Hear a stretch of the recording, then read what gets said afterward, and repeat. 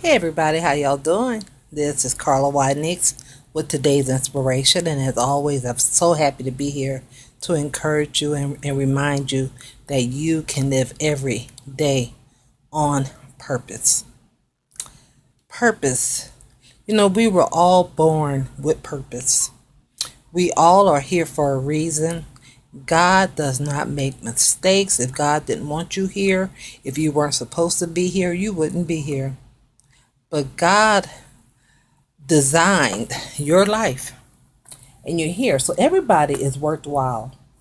Now, I want to talk about something I saw on TV.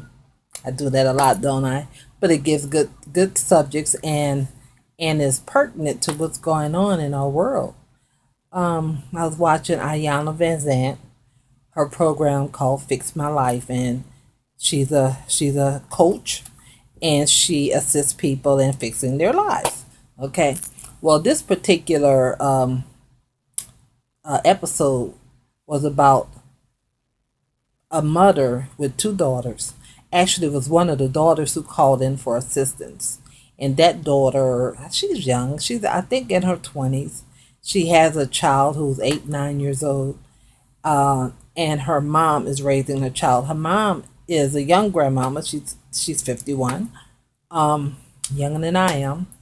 And she's raising the son because the daughter is not stable, meaning she doesn't keep a job. She's been in and out of jail, and at the time of the filming of the episode, she was homeless. She was living in the shelter. And the grandmama has full custody of the child. Okay, now let's fast forward to the other daughter. The other daughter lives home and she helps her mom, take care of her nephew. But she's angry with the sister. And Ayana tapped into, she felt there was something deeper than her anger towards the sister. And I was talking with Tiffany. Tiffany is a therapist, a counselor. And I was saying what she was doing, I forget the word, but transferring her anger or was displaced on the sister. And Ayana got her to talk. And she said that when she was young, she was molested. And she told her mom, and her mom she said, "Oh, we're not going to talk about that." Her mom is strict, very strict. In fact, she's retired military, and she's like, we don't talk about that. Okay, and so that girl has been hurting all that time, never really got to heal or to deal with what happened. Now, let's go to the daughter who called, the daughter who's supposed to be the bad child. She also said that she was molested as a child, and her mom never wanted to talk about it. In fact, her mom used to call her names like dirty and make her carry 409 with her, the disinfectant to clean stuff because she was dirty. And, her mom. And her mom loves her, but she's just very hard shell. And so yeah, Ayana talked to the mom about her childhood. And she says she's one of 15 children. She has 14 siblings. She's the youngest. She said her mom never really talked. Her heart was closed. She don't remember ever being hugged by her mom, kissed by her mom. She never really received any warm compassion from her mom. And she also said because her daughter, she's been through a whole bunch of things happen. And this is what she said. She said, we've all gone through stuff. We all just need to suck it up and go on. You know, we know people like that. Tiffany and I were talking. We know people like that. It's like you don't discuss those things that's hurting you, or you don't discuss your feelings. You don't share what's hurting you, or if you have problems, you don't share that. Especially us being black people, we're supposed to be so strong, and even us as women, we're strong black women. But I don't care how strong somebody is or something is, there is some kind of weakness. And nobody is perfect, and everybody has feelings. And those feelings need to be expressed. I know people who think that if you cry, that's a sign of weakness. Ayana, that girl broke down crying, and she told her, she said, that doesn't mean that you're weak. You're just feeling, and she's expressing. You have to express your feelings. If you don't, you will snap. You can't hold that in there. You know, you can't just brush it under the rug and say, oh, we're not going to talk about it. As her mother, she should have dealt with that with her daughters. She should have had them in counseling, or if she didn't want to do that, she should have dealt with it. She should have confronted whoever did it. Or, don't make that child feel sorry for even mentioning it to you. There are some people who don't even believe their children, especially if it's a man that their man or something. Oh, no, he didn't do that. I don't care who it is. I don't care if it's your husband, their daddy. They better tell it, and you better deal with it, because that's your child. We have to protect our children. Our children need to feel safe with us. If you cannot lean and depend and trust your own parents, who can you lean and depend on? We owe it to our children. They were given to us by God. We are to love them. They should feel comfortable with us. They should be able to come to us with anything. With anything. They should never feel like they can't talk to you. You are their parent. You are their safe harbor. You are their protector. I don't care if they're 30 or 40 years old. They're still yours, and they ought to be able to come to you at any time for any reason. Don't make your children feel that they're insignificant, or what they're feeling and thinking is insignificant. They go through life. That's why that girl is acting out, because she has not been able to deal with her situation, with her issues. Her mom has not dealt with those. Recently in the news, there the police a policeman body slammed a girl in school. She was sitting in her chair. She wasn't being violent. She wasn't being disruptive. I don't know what happened that the teacher wanted her out of class, but she just shut down. And he really handled it. Well, he handled it badly. I listened to him on our way into work. We were listening to the Ricky Smiley show, and I was so glad to hear him say what he said. He said, but see, nobody knows what that girl has gone through. Nobody knows if she's dealing with homelessness, if she's dealing with hunger, if she's dealing with abuse, if she's dealing with, he just named a whole bunch of things, just plain poverty. He was saying that he himself had to deal with stuff growing up, and that's why he became a comedian, because he had to kind of, that's how he handled it.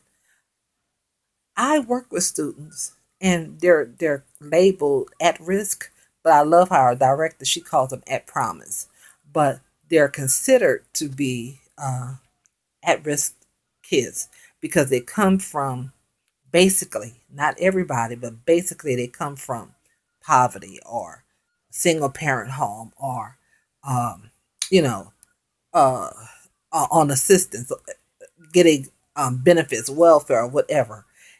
But it's more than that.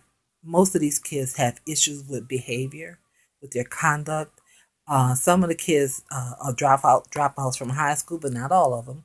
But some are. It's just a whole range of issues that has to be dealt with, a whole layer, before you can even get to the crux, before you can even train and teach, because there's so many social issues, there's so many things, domestic things, just all kind of stuff. Some of them, they can't even go home because their parents, or their parent don't want them back home. Some of them don't have somewhere to go. Some of them, even if they go home, they don't have decent meals, and they have to deal with that. So our students, yeah, they act up, they cut up, they act out. It's a lot of behavior problems, and um, we try to work with that, but we understand. And a lot of times you have to attend to the problem before you can teach. It's just like with church, with ministry. A lot of times we want people to come in there and just be seasoned saints. It doesn't work like that, because the church membership is representative of the world. I mean, we are simply the community, but we're in the church. And sometimes we expect people to come in and to know how to do this and know how to do that, and to be perfect and to know the Bible and to know the script. No, we have to teach. We have a responsibility. And we can't expect somebody to come in here acting quote unquote perfectly. Somebody might just be kind of over the top. Somebody might just be loud. Somebody might just be, don't look the part of what you think they should look like. But they are people. I'm a member of the church. We are people with issues and problems. The church is our safe haven. The church is our sanctuary. And we have to deal with those layers of things before really a person can take in what you're trying to preach. That's what Jesus did. He fed the people. He prayed for the people. He taught the people. How can somebody listen to you and hear you when they're hungry or when they're worrying about where they're going to get their next meal from or how they're going to buy this or buy that? So you have to meet the needs of the people and at least acknowledge them. And if you can't do it, resource them out, have resources for them. That's what the church is there for, to minister, yes, to bring men and women to the realization that they need Jesus Christ as their Savior. But people can't hear that and they can't receive that when they have other issues going on. So my point, as a parent, as a teacher, as a minister, as a member of the church, as a Christian, as a woman, as who I am or whoever you are, we should reach out and touch and help those. And don't just expect people to be picture ready or signature ready. I remember, and my previous job in New Orleans, Ms. Oliver would say, this should come to me signature ready, meaning I shouldn't have to fix it up. It should just be ready to go. We can't expect people to be signature ready. We have to help them. We have to be guided by the Lord, and we have to act with a compassionate heart. Mama, listen to your children. Let your daughters especially talk to you. Listen to your sons as well. Daddies, listen to them. There are so many grown women who are still suffering because their daddy wasn't there.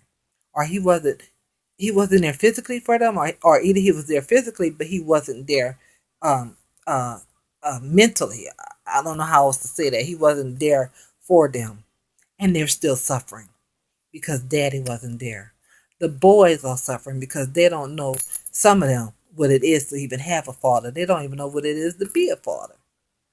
It's more than just making a baby, and they're not taught this. And a woman, I don't care what you say, you can be the best mama you want to be, but you cannot teach your boy how to be a man. You can't do it. You know why? Because you don't know what it is to be a man. How can you teach something that you don't know? You might tell him what you would like or how he should be, but you can't show him. He needs a man for that. Same with a man. A man can't teach a girl how to be a woman. It's not made like that. So let's help our young people. Let's help our church members. Let's help the community. God has given you the wisdom, the knowledge, and the wherewithal to do so. Okay? So God bless you. This is Carla Next with today's inspiration.